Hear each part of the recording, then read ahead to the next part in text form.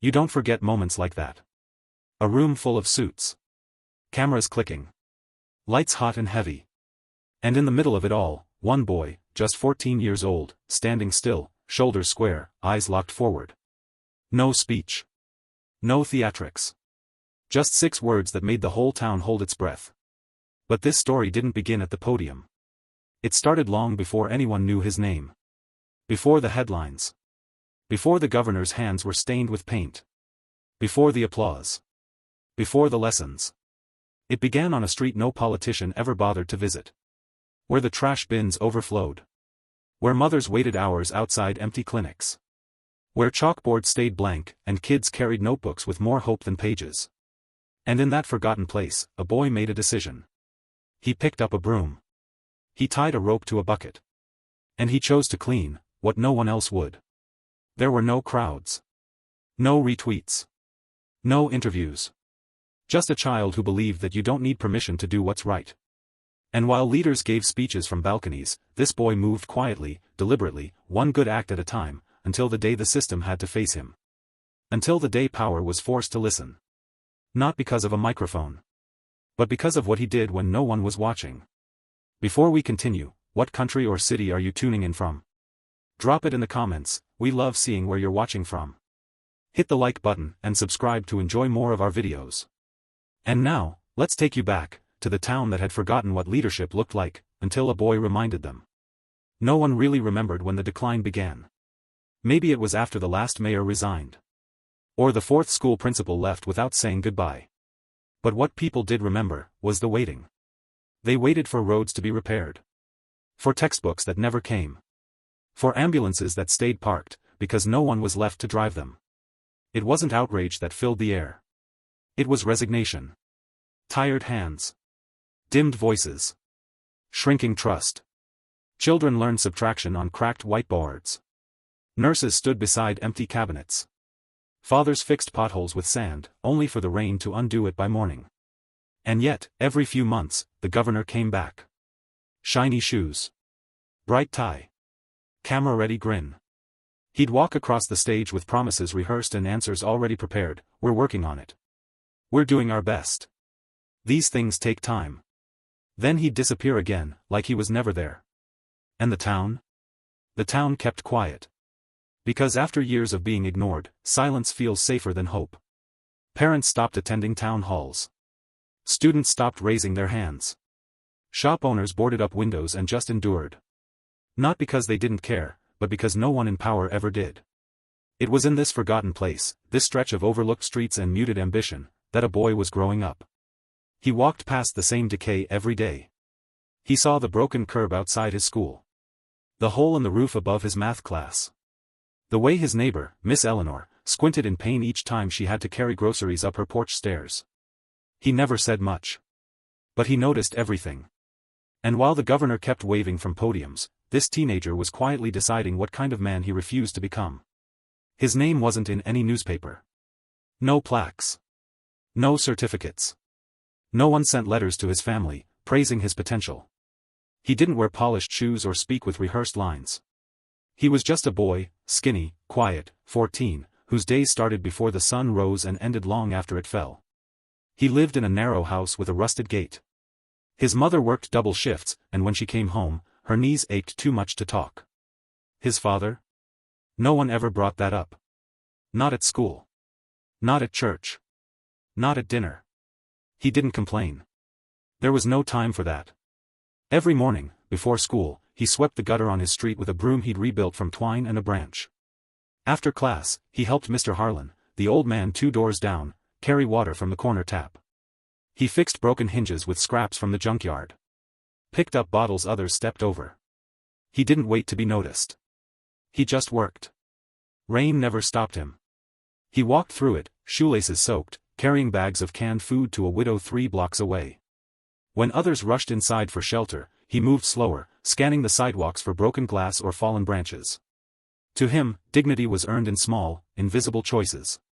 He believed that if something needed doing, someone should do it. He never told anyone what he was up to. Not his classmates. Not his teachers. They thought he kept to himself because he was shy. Maybe he was. Or maybe he just knew that talking about change would never be as powerful as becoming the proof of it. At school, he sat near the back. Listened more than he spoke. But in his notebook, creased, weathered, edges folded from use, he wrote ideas. Quiet thoughts about how things could look different. Not grand speeches or slogans. Just questions. Like, why does it cost so much to care? What if help didn't wait for permission? He didn't know anyone in government.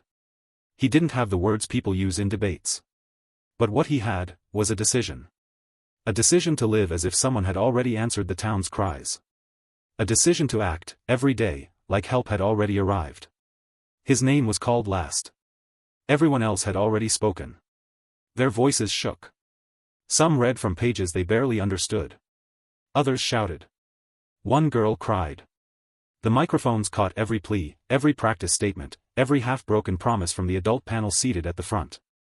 The governor sat in the middle, legs crossed, fingers folded, half listening, half smiling. When the boy stood, there was no rustle. Just stillness. He didn't hold notes. He didn't wear a suit. His shirt was ironed, but the sleeves didn't quite reach his wrists. He looked around once, just enough to meet a few eyes, then focused straight ahead. No blinking. No clearing of the throat. Just breath, and a sentence. Do what you want us to. 6 words. Nothing more. He didn't raise his tone. He didn't repeat himself. He said it once, calm, measured, firm. The weight of it hung in the room, as if time had paused long enough for everyone to hear what hadn't been said. The governor leaned forward, lips tightening slightly. A few advisors exchanged glances. Somewhere in the back, someone exhaled too loudly. But the boy didn't waver. He stood still, eyes steady, notebook still clutched at his side. He wasn't asking for anything. He wasn't inviting pity. He was reminding them, without insult, without performance, what leadership was supposed to look like. And in that silence, something shifted. Not immediately. Not loudly. But something cracked. The kind of break that doesn't show up in the news but rearranges something deeper. People didn't clap. They didn't cheer. But no one interrupted. Not even the governor. As the boy sat down, a few heads turned his way. One council member leaned toward another and whispered something. The governor kept staring. He looked like a man who'd just been spoken to in a language he hadn't bothered to learn. No applause followed. No handshakes. The session moved on.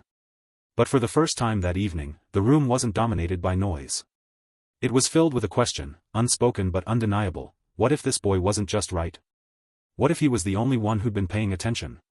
Nothing happened right away. The boy went back to school. Walked the same path home.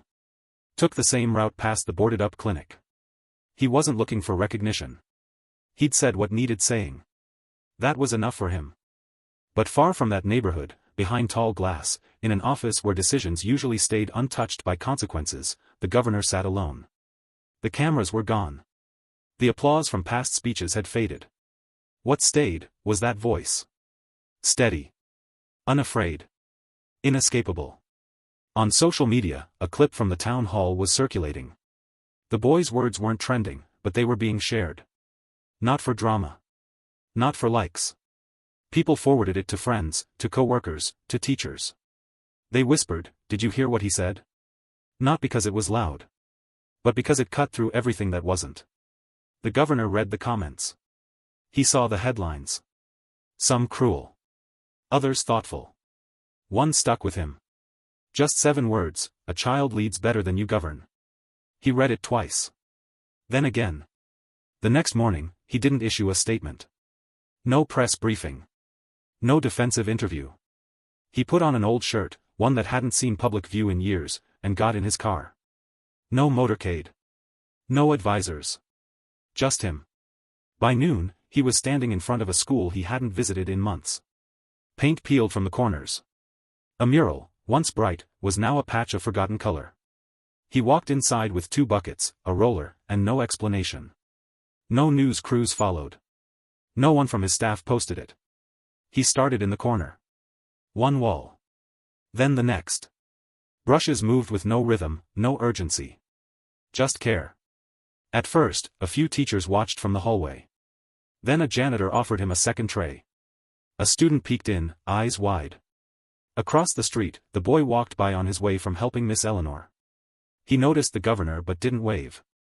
He stood still for a while. Silent. Just watching. There was no conversation. No performance. Just paint. And presence. For the first time in his term, the governor wasn't giving a speech. He was answering one. Days passed. The story faded from the feeds. But inside that town, something had shifted, subtle but certain. People talked more softly in the markets. Teachers lingered longer after class. The boy kept showing up where he was needed, never mentioning the governor, never looking for praise. Then came the youth summit. Another auditorium. Same backdrop. Similar crowd. But this time, when the boy walked in, he noticed something different. No cameras flashing. No suits lining the aisle. Just a podium, and in front of it, the governor, alone. He didn't wait to be introduced. He stepped forward slowly, then stopped a few feet from the edge of the stage. The silence returned, the same kind from before. And then, he did something nobody expected. He stepped down. No guards. No assistants. Just footsteps across the floor until he stood face to face with the boy. And then he spoke, not with authority, but with humility. You reminded me what I was elected to be. There were no gasps. No applause. Just the soft sound of breath being held. The boy didn't cry. He didn't even smile. He simply nodded once, and looked the governor in the eyes. That was all. Around them, people began to clap. Not loudly. Not out of obligation. But because something real had happened. A small transfer of honor. Not staged. Not scripted. Just earned. In that moment, a boy without titles had made a man with power remember what service meant. Not through anger. Not through protest. But through presence. He never chased attention. Never waited for applause. He didn't hold a title, yet the way he lived spoke louder than most podiums ever could. What shook the system wasn't a protest or a petition. It was a teenager rising early to sweep a sidewalk that wasn't his. Offering his hands where others looked away. Choosing consistency over noise. And the governor, who had once laughed, learned something that day. Leadership doesn't start with a badge or a ballot. It begins with the decision to show up, especially when no one's watching. There's a reason the boy said only 6 words. He understood that real influence doesn't demand. It models. It proves. It becomes what it wishes others would be. Long after the event ended, people spoke less about the ceremony and more about the example. Parents told their children. Teachers repeated his name in classrooms. And slowly, change began to take root. Not because laws were rewritten, but because a boy had chosen to live as if they already had. You don't need permission to do what's right. You don't need a stage to make a difference. Sometimes, all it takes, is refusing to wait for someone else to care first. And so, he kept walking home, broom in hand, eyes forward, still wearing the same jacket, still noticing the world around him. Quietly leading. Without needing to be seen. If this story spoke to you, share it with someone who holds responsibility. Someone who needs reminding that character isn't built in crowds, but in choices made when no one is clapping. You don't need money. Or influence. Or a perfect plan. You only need to decide that what's broken around you doesn't have to stay that way. Hit that like button. Subscribe if you believe leadership starts with action. And remember. Be the example. Start where you are. Led, anyway.